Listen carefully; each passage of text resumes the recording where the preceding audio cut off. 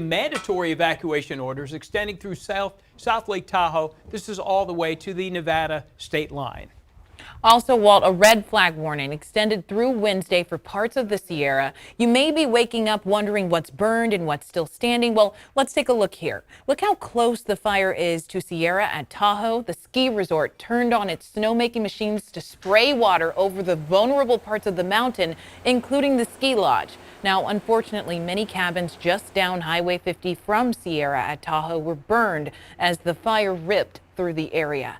Let's look now. Kirkwood Mountain Resort area, a place where it's known for skiing and snowboarding. You can kind of see some embers flying in the camera there, but pretty calm. Now take a look at Leak Springs, completely different. This time-lapse video, taken about a few hours ago. It's showing the Caldor fire burning dangerously close there. The cameras are out at Echo Summit this morning. We're working to find out why, to see if maybe they were affected by the fire from overnight. In the meantime, take a look at this chaos. This was after the evacuation orders went into effect. There were long lines on Highway 50. People rushed to get out of the area into Nevada. The roads took hours to clear, and now this morning, the area truly looks like a ghost town, Rob, which is a good sign because that means people did evacuate. Yes, they did. And, while it might have been frustrating with this fire, the only positive I'm seeing is that they had time. In past fires that we've seen, there's been almost no time to get out. So we are going to go ahead and take you through some of the things that I want to talk about because there are a lot of concerning things, especially when you start to look at the cameras. There's a lot going on. So we'll go ahead and switch it on over so I can take you through all of the top headlines here. This is a hot and dangerous fire. It's already consumed a number of structures. It's very dangerous so far, but this is a really pivotal day, and I want everybody to know this. I think we get it. The fire has a lot of things in the way, and there's very little this afternoon that firefighters will be able to do to stop it. They're going to work on the edges. They've done a lot of prep, but today is the day when the weather kicks in, the air is dry, that they're going to see a lot of extreme fire behavior. For example, I just uploaded this. Now, what you're looking at is an infrared camera that is based at Heavenly Mountain Resort, looking across to the end of the Christmas Valley area and on the hillside. So this would be the hillside essentially just to the south of where Pioneer Trail is. That's the other way you can get into South Lake Tahoe. I want to draw your attention right here because we understand what low-lying fire and heat would look like. It kind of just smolders here. But when you start seeing huge active flames like that, that tells you that the fire activity is picking up. We also know that the winds are picking up. 6 miles per hour doesn't seem like much, but you throw in 10, 15, 20 mile per hour gusts and also 30 closer to where the fire is. And it's already at 11 o'clock this morning, making the most of where the fire is and pushing it closer to Myers and ultimately South Lake Tahoe. Now, this is the forecast for later today. Remember, it's only 11 in the morning. The peak winds are not going to be until later on this afternoon, roughly between 2 p.m. and 8 p.m. And this is day 1 of 2 where we have red flag dry conditions. Everything is lining up where the fire is, where it's going, aligned with the weather. It's going to be a very tough day, Bria. Absolutely, Rob. We're going to have to watch for everything. Thank you for keeping us updated. Let's send things out to Brandon Rittiman now. He has the latest look at what's happening on the front lines of the fire. Brandon, where are you this morning?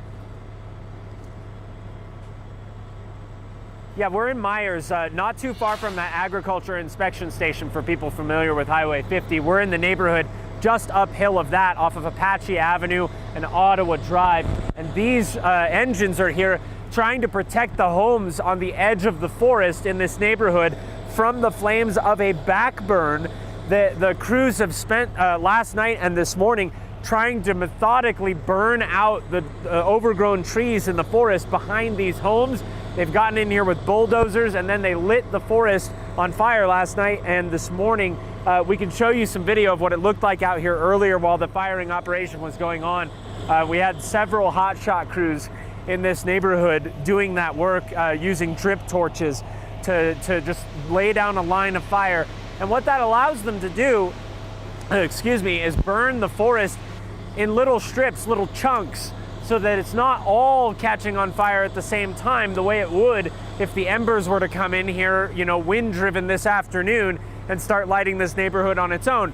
That doesn't mean that everything is hunky-dory out here. There is a level of risk that comes with lighting a fire, with fighting fire with fire, and we've seen that play out here today. We didn't lose any structures, but the home that is right here where we're standing, you can hear the smoke detectors going off in it still. Probably some smoke damage, quite frankly, because The winds have been so erratic, they've shifted from the forest, pushing in the direction of Lake Tahoe from here. Even though when they started those back burns, they had more favorable winds, we've seen that shift maybe start a little bit earlier than they thought. That forced them to make some split decisions. Do we light bigger chunks of the forest on fire than we would normally like to? They decided to go ahead and do that because the fact of the matter is this neighborhood wasn't going to survive if it all went on its own later. So they took that risk, these engines in here, and really doused that house. And they've been doing that work in and around this neighborhood. They've also had embers falling from the back burn. So they've had hotshot crews positioned in and around the streets around here looking for new little starts. We've seen them do it right in front of us. They'll have a little smoke just start up and a guy comes running over with a McLeod and just starts putting it out. That's the kind of work that it's taking to keep these neighborhoods as safe as possible. Even this doesn't guarantee anything, but it gives this neighborhood the best shot that it can have as the Caldor fire comes roaring further into the basin, guys. Absolutely, Brandon. We are so grateful for those first responders working so hard round the clock. Stay safe. We'll check in with you in just a little bit.